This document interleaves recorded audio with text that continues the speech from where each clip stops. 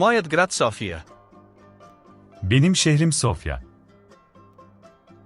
Казвам се Елена и съм на 12 години.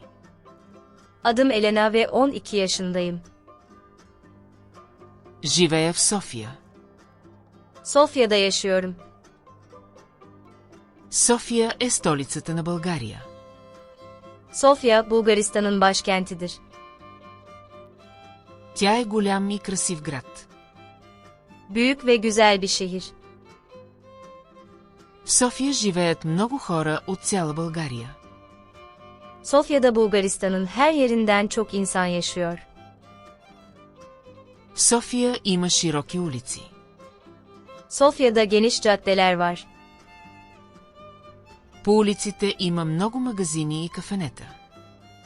Caddelerde çok sayıda dükkan ve kafe var. Има трамваи и автобуси. Tramvaylar ve otobüsler var. Транспортът е лесен.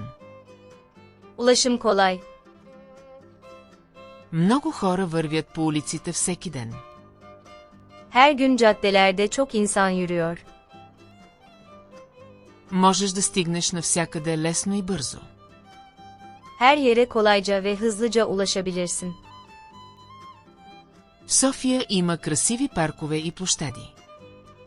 Sofya'da güzel parklar ve meydanlar var. Обичам да се разхождам в парка и да слушам музика. Parkta yürüyüş yapmayı ve müzik dinlemeyi seviyorum.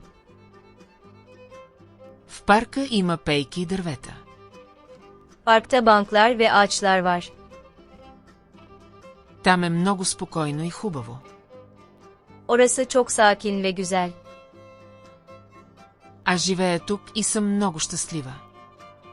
Ben burada yaşıyorum ve çok mutluyum.